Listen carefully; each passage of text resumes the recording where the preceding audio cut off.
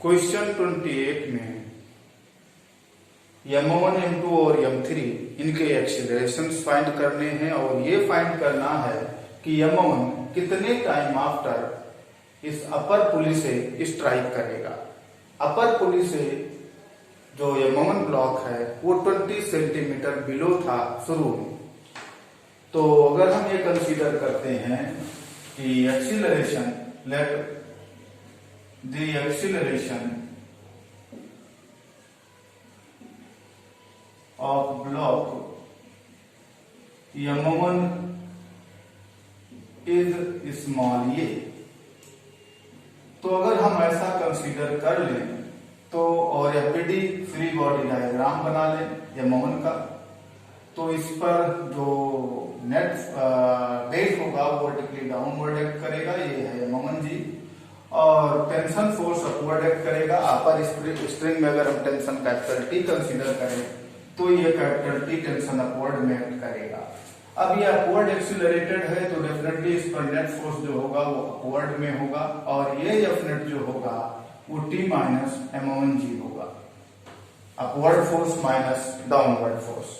और जो net force होता है वो that will equal to the product of mass and acceleration. तो यहाँ डेफिनेट जो होगा वो m1 इंटू ये होगा equal to T minus m1 जी।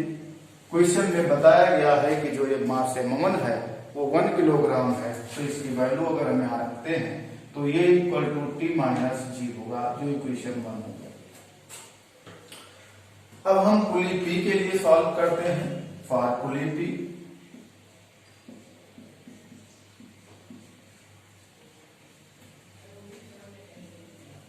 तो पुली P की अगर हम एपीडी बनाते हैं तो ये लोअर स्ट्रिंग के दोनों टर्मिनल से कैपिटल T2 या कंसीडर कर ले रहे हैं एक्सीलरेशन T1 है, तो T1 और T1 ये फोर्सेस एक्ट करेंगे। अगर हम पुली P का एपीडी बनाते हैं तो लोअर स्ट्रिंग के टर्मिनल्स से T1 और T1 फोर्स एक्ट करेगा डाउनवर्ड और अपर स्ट्रिंग का जो टेंशन फोर्स होगा कैपिटल T वो इस पर अपवर्ड एक्ट करेगा। यहां पर T1 हमने लोअर स्ट्रिंग में टेंशन कंसीडर किया है। अब आप जानते हैं कि भाई जो टोटल फोर्स होता है वो मास इनटू एक्सीलरेशन होता है, तो इसका मास क्वेश्चन में कहा गया है जो पुली है वो मासलेस है, तो इस पर डेफिनेटली नेट फोर्स जो होगा वो 0 होगा।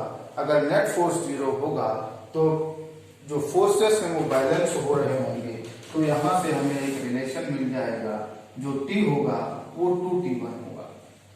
ये इक्वेशन सेकंड हो गया।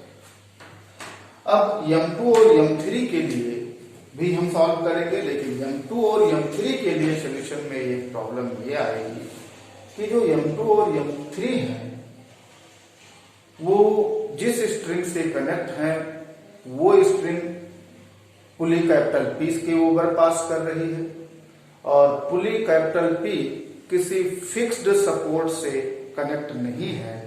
पुली कैपिटल P डाउनवर्ड एक्सीलरेटेड है स्मॉल ए एक्सीलरेशन से। अब अगर पुली P स्मॉल ए एक्सीलरेशन से डाउनवर्ड एक्सीलरेट है तो ऐसे में यहां पर m2 और m3 के जो एक्सीलरेशंस होंगे वो डिफरेंट होंगे मैग्नीट्यूड में भी, जबकि हम जनरली जो ऐसे पुली सिस्टम्स में हम सॉल्व करते रहे हैं कि एक ब्लॉक का एक्सीलरेशन जितना अपवर्ड में होता है उतने ही एक्सीलरेशन दूसरे का डाउनवर्ड में होता है, लेकिन यहाँ ऐसा नहीं होगा क्योंकि पुली यहाँ फिक्स्ड सपोर्ट से अटैच नहीं है, तो यहाँ एक्सीलरेशन डिफरेंट होगा क्योंकि पुली खुद एक्सीलरेटेड है। हाँ, लेकिन इसको हम ऐसा करके सॉल्व कर सकते हैं, अगर हम पुली के फ्रेम में चले जाएं, ग्राउंड के फ्रेम से पुली के फ्रेम में चले जाएं, तो फिर ये जो प्रॉब्लम है वो रिजॉल्व हो जाएगी। फिर पुली के फ्रेम में m2 और m3 के एक्सीलरेशंस इन मैग्नीट्यूड इक्वल हो जाएंगे, m2 का अपवर्ड में होगा और m3 का डाउनवर्ड में होगा। तो अगर हम पुली P के फ्रेम में कंसीडर कर लें कि भाई अब हम आगे सोल्यूशन करेंगे, यानी अब हम आगे के सोल्यूशन के लिए फ्रेम जो है वो पुली P को ले रहे हैं और पुली P नॉन इनर्शियल है और इसका जो एक्सीलरेशन है वो स्मॉल है और वो भी डाउनवर्ड है।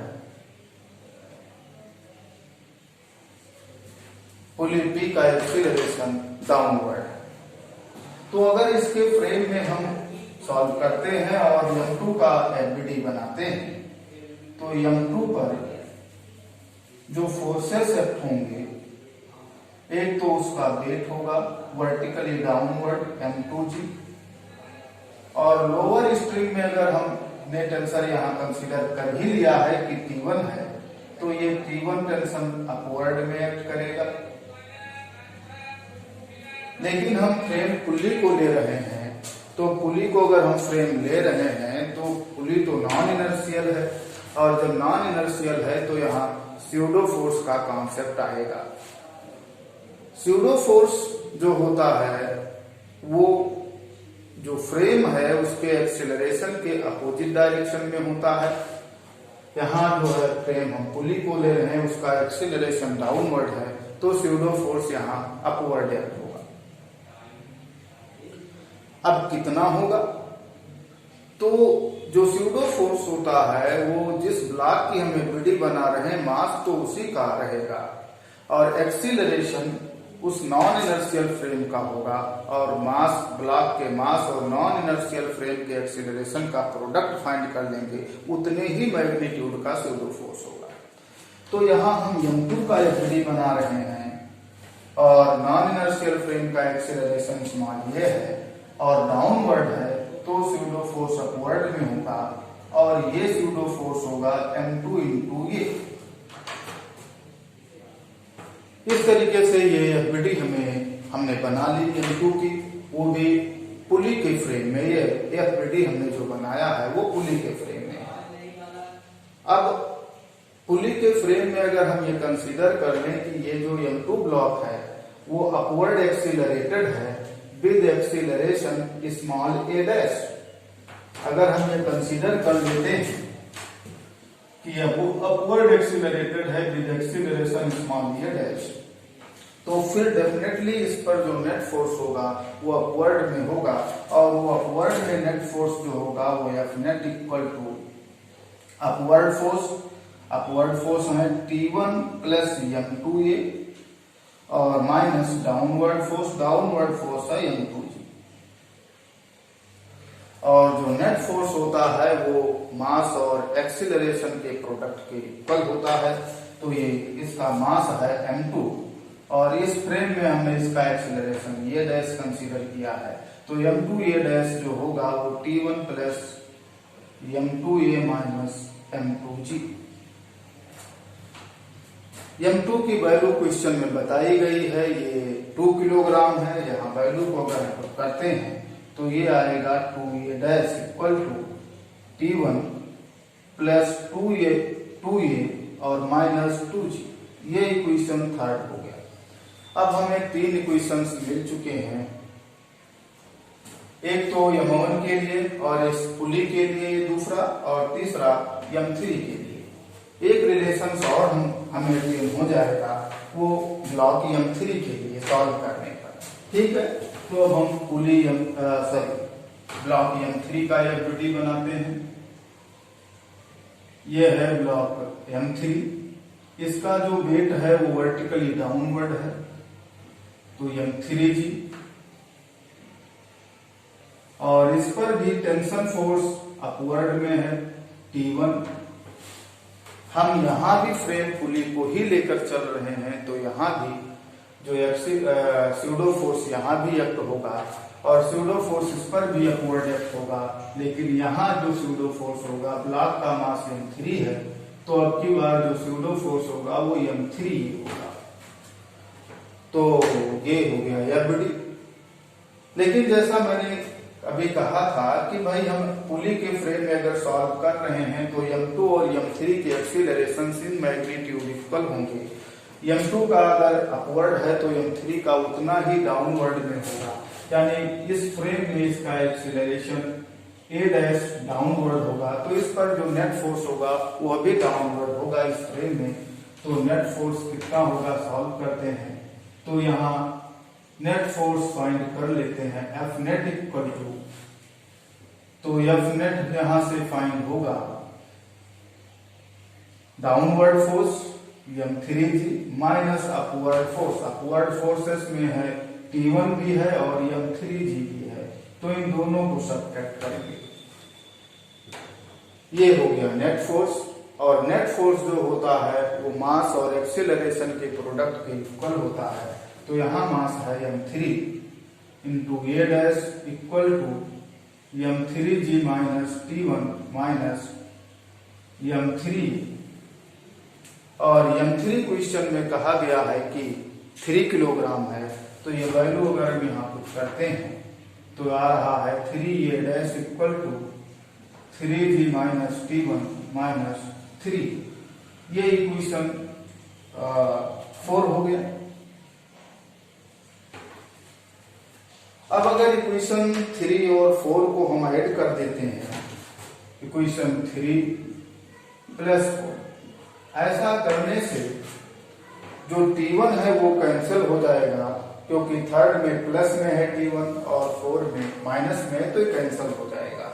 चलिए ऐड करते हैं, तो 2a dash plus 3a dash left side add करने पर आ रहा है 5a dash. Right side add करते हैं, देखें 3g प्लस में है और तीसरे इक्वेशन में माइनस 2g है, तो 3g माइनस 2g, तो ये हो गया स्मॉल g। T1 तो कैंसिल हो रहा है, और फोर्थ इक्वेशन में 3 माइनस 3a है और थर्ड इक्वेशन में प्लस 2a है, तो यहां पर ये आएगा माइनस a। तो सिंप्लीफाई करने पर a डैश यहां से फाइंड हो गया, ये आ रहा है g माइनस a अपॉन 5। तो हमने एक्सीलरेशन ये डैश फाइंड कर लिया। अब जो ये एक्सीलरेशन आया है, इसकी जो वैल्यू है वो अगर हम किसी मेथड में या जो है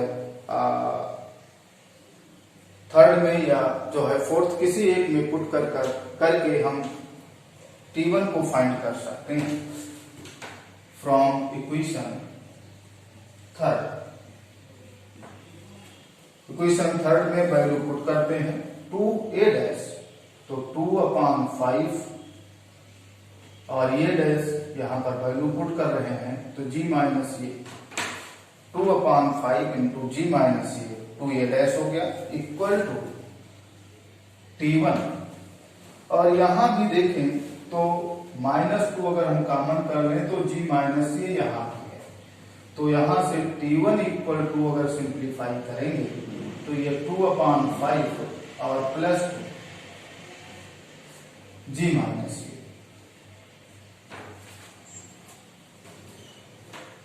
तो ये आएगा T1 equal to 12/5 g minus ये।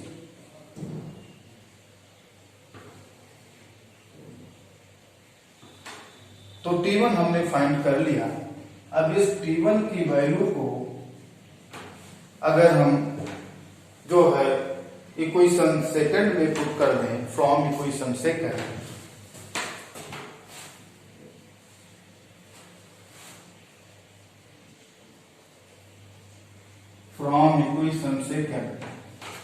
सेकंड इक्वेशन के अकॉर्डिंग कैपिटल T जो है that will equal to 2T1, तो capital T equal to 2T1, इसमें T1 की वैल्यू अगर हम पुट करते हैं तो ये आ रहा है 24/5 g माइनस।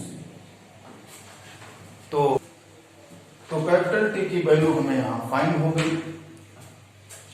अब इस कैपिटल T की वैल्यू को अगर हम इक्वेशन 1 में पुट करते हैं फ्रॉम इक्वेशन 1, तो जो है ये इक्वल टू टी की वैल्यू यहाँ फाइंड कर चुके हैं 24/5 जी माइनस ये और माइनस में स्मॉल। तो इसे सिंप्लीफाई अगर करते हैं तो ये आ रहा है 1 + 24/25 इक्वल टू यहां पर 24 - 5/5 इंटू जी। इसे सिंप्लीफाई करने पर और सिंप्लीफाई करते हैं तो यहां से ये की वैल्यू फाइंड हो जाती है। ये आ रही है 19/29 स्मॉल जी। हमने फाइंड कर लिया एक्सीलरेशन a1 की वैल्यू हमें फाइंड हो गई। a1 जो एक्सीलरेशन आ रहा है वो आ रहा है 19/29 स्मॉल जी। फिफ्थ में फ्रॉम इक्वेशन फिफ्थ इक्वेशन हमारा है a dash equal to g minus a/5। इसमें a की वैल्यू फाइंड अगर हम पुट कर दें तो ये डैश फाइंड हो जाएगा। तो यहां से a dash equal to g 1/5 और g माइनस a और ये की वैल्यू हम सॉल्व कर चुके हैं 19/29 स्मॉल जी। तो ये डैश हमें फाइंड हो रहा है। यहां से a डैश की जो वैल्यू आएगी वो 1/5 इंटू 10 स्मॉल g/29। तो a डैश यहां से सॉल्व हो रहा है। ये आ रहा है 2/29 इंटू स्मॉल जी। हमें एक्सीलरेशन m2 और m3 इन दोनों का फाइंड हो गया, लेकिन पुली P के रिफरेंस में फाइंड हो गया है। हमको तो ग्राउंड के रिफरेंस में इन दोनों के एक्सीलरेशन चाहिए। अब अगर ग्राउंड के रिफरेंस में आप एक्सीलरेशन चाहते हो तो फिर आपको जो है रिलेटिव मोशन का कॉन्सेप्ट अप्लाई करना होगा। रिलेटिव मोशन के कॉन्सेप्ट में को अप्लाई करके आप इन दोनों के एक्सीलरेशन इंडिविजुअली ग्राउंड के रेफरेंस में क्या होंगे ये फाइंड। अब देखें हमें ये पता लग चुका है। हम m2 के लिए सॉल्व करने जा रहे हैं फॉर m2। तो acceleration of second block with respect to pulley ये हमें पता है। यही तो है ये dash acceleration of second block with respect to, क्योंकि पुली के फ्रेम में ही तो हमने ये डैश सॉल्व किया। तो acceleration of second block with respect to pulley वो ये डैश है। लेकिन सेकंड ब्लॉक किधर मूव कर रहा है, किधर एक्सीलरेटेड है, अपवर्ड एक्सीलरेटेड है। और अपवर्ड एक्सीलरेशन को हम लोग प्लस लिखते हैं तो प्लस ये डैश लिखेंगे। और ये वैल्यू कितनी है, ये डैश की वैल्यू हम सॉल्व कर चुके हैं। ये आ गया प्लस 2/29 स्मॉल जी। तो ये acceleration of second block with respect to pulley.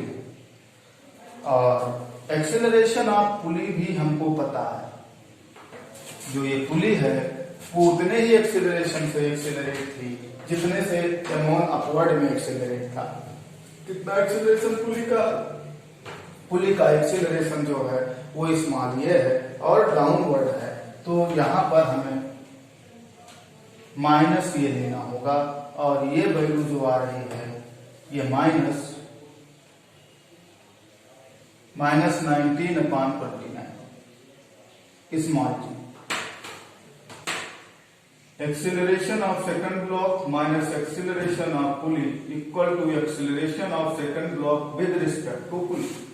इसमें हम वैल्यूज को पुट करते हैं तो acceleration of second block minus acceleration of pulley है यहाँ पर minus 19/29 small g equal to acceleration of second block with respect to pulley. ये हम पता कर चुके हैं। प्लस में 2/29 है, 2/29 स्मॉल जी। इसे सिंप्लीफाई करते हैं तो ये माइनस माइनस प्लस हो जाएगा और राइट साइड पे ले जाने पर माइनस हो जाएगा। तो A2 इक्वल टू आएगा 2/29 स्मॉल जी माइनस 19/29 स्मॉल जी। इसे सिंप्लीफाई करने पर ये आ रहा है A2 इक्वल टू -17/29 स्मॉल जी। अब निगेटिव आ रहा है, उसका मीनिंग ये हुआ कि जो ये एक्सीलरेशन होगा वो वर्टिकली डाउनवर्ड होगा। तो यहाँ पर अगर हम ऐसा भी इसे लिख सकते हैं A2 = 17/29 स्मॉल जी डाउनवर्ड। तो ग्राउंड के फ्रेम में जो सेकंड ब्लॉक है उसका एक्सीलरेशन डाउनवर्ड होगा और 17/29 स्मॉल जी होगा। ऐसे ही हम फॉर थर्ड ब्लॉक के लिए सॉल्व करते हैं। तो थर्ड ब्लॉक का acceleration with respect to pulley हम सॉल्व कर चुके हैं, वो ये डैश है और वो वर्टिकली डाउनवर्ड है। तो ऐसे में अब लिख सकते हैं acceleration of third block with respect to pulley equal to minus small a dash, और ये वैल्यू है -2/29 स्मॉल जी। और एक्सीलरेशन ऑफ पुली तो पहले भी हम लिख चुके हैं, जो है माइनस स्मॉल ये है और ये माइनस जो है 19/29 small ji.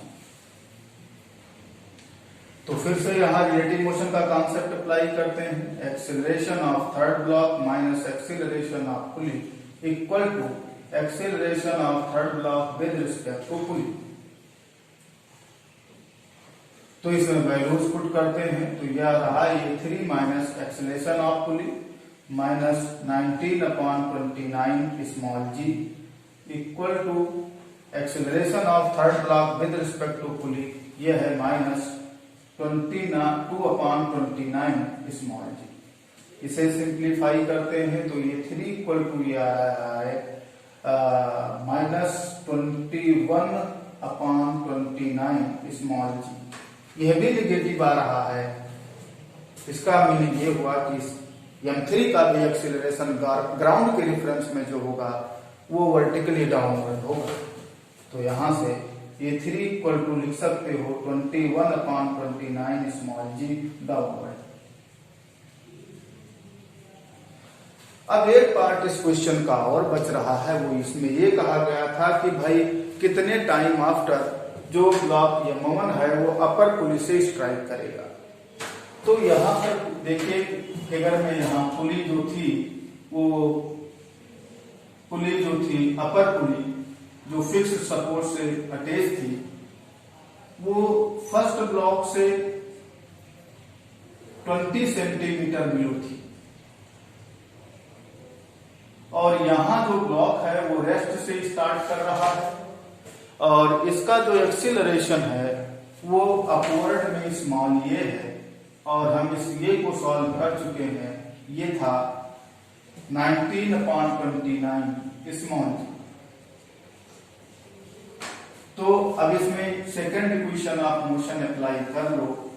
Second equation of motion है S = ut + ½ at²। तो यहाँ जो डिस्प्लेसमेंट है वो अपवर्ड है कितना 20 सेंटीमीटर। अगर हम उसे मीटर में लिखते हैं तो 0.2 होगा। तो ये आ गया 0.2 इक्वल टू u0 है तो 0t + ½ ये की वैल्यू 19/29 स्मॉल जी और इनटू t²।